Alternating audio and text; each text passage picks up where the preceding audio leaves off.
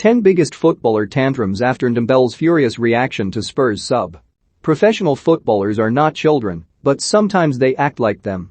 Stakes in top-level football are extremely high, and, on occasions, it all gets too much for the highly paid players. Being substituted is just one of the triggers for emotional on-pitch tantrums, while perceived injustice and responses from the crowd can also provoke hot tempers. Sometimes it can all just get too much, as we saw twice on the weekend during the third round of the FA Cup. First, Tanguy Ndombele was booed off after disappointing in Tottenham's FA Cup win over Morecambe, before Nuno Tavares threw his gloves to the ground after being hauled off in Arsenal's defeat against Nottingham Forest. To celebrate, here are 10 of the best tantrums from the beautiful game. The pace at which you leave the pitch when substituted varies massively, depending on the game situation. If you are winning, and therefore keen to waste time, you can make a lengthy exit while clapping the fans. But if you are losing to Morecambe at home in the FA Cup, it is wise to make a swift one. Ndombele did not get this memo. He ambled slowly off the pitch to the sound of boos from the home crowd before disappearing straight down the tunnel on the hour mark.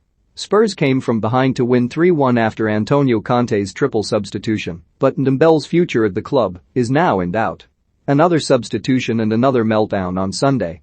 Tavares was replaced by Kieran Tierney just 31 minutes into Arsenal's FA Cup tie against Nottingham Forest. Rather than feign an injury to make the move appear forced, he decided to do the exact opposite. The 21-year-old left-back stormed off the pitch and chucked his gloves to the ground before angrily joining his teammates in the dugout. He was serenaded with a chant of "You're going to cry in a minute" by the Forest fans, who were delighted to see their side go on to win 1-0. The undisputed champion of on-pitch tantrums, a man who had a "Why always me?" t-shirt made, has a few to pick from. Pre-season friendlies should not be the most emotionally charged occasion for a footballer. They're primarily for fitness and commercial reasons, after all. But Balotelli is a born entertainer, so when the chance for a simple goal arose in a friendly against La Galaxy in 2011, he opted to take an option only he had thought of. No, he would not pass to Edin Dzeko for a tap-in, he would go for a backheel. Man City boss Roberto Mancini didn't see the funny side, however, hooking him immediately for James Milner. A full-blown argument followed between the Italians on the touchline.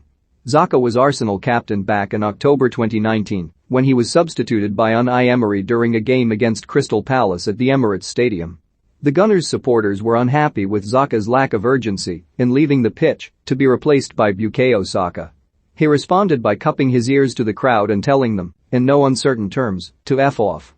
It wasn't a great look, and needless to say Xhaka's spell as captain did not last much longer.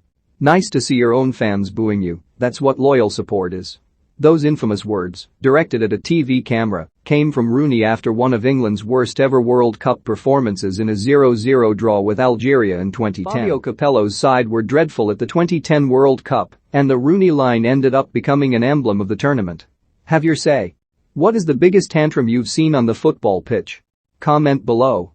Ronaldo has many tantrums to choose from over his entire career, but perhaps the most recent one is the best, coming from a 36-year-old man and captain of his country. The Manchester United star thought he had scored a vital late winner for Portugal against Serbia in March 2021, only for it not to be given.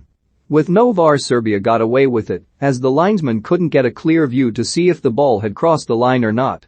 Ronaldo reacted furiously, screaming in the linesman's face and throwing his arms around before being booked. When the final whistle blew seconds later, he stormed off, threw his captain's armband down and went down the tunnel muttering to himself. Many of these tantrums stem from being substituted. Kepa Arrizabalaga has a solution. Simply ignore your manager's instructions. The world's most expensive goalkeeper lit up an otherwise very forgettable Carabao Cup final in February 2019 by refusing to come off in extra time. Maurizio Sarri had wanted to bring on Willy Caballero for the penalty shootout after Arrizabalaga went down with cramp. But the Spaniard had other ideas. He was seen shouting no at the bench, who remarkably gave in, with Sarri later giving an unconvincing explanation for the incident. "Are you watching this? It's a disgrace. It's a effing disgrace," screamed Drogba into the TV camera. The Chelsea striker was irate after his side had been knocked out of the Champions League in the semi-finals by Barcelona in 2009. The Blues drew the first leg 0-0 at the Camp Nou and were leading the second 1-0 thanks to Michael Essien's stunner when it all went wrong. Referee Tom Henning of Rebo waved away 4 separate Chelsea appeals for a penalty as Andres Iniesta's goal sent Barca through to the final on away goals. Drogba was banned for 6 games by UEFA, who didn't take too kindly to his words. Picture the scene. It's 2008 and Gallas, Arsenal captain wearing the number 10 shirt, is sat on the pitch shaking his head. Arsenal had just been held to a 2-2 draw by Birmingham City on an emotional day in which Eduardo suffered a career-changing injury. The Gunners' Premier League title challenge was effectively over, and Gallas could not take it. After kicking an advertising board, the defender had to be practically carried off the pitch by Arsene Wenger.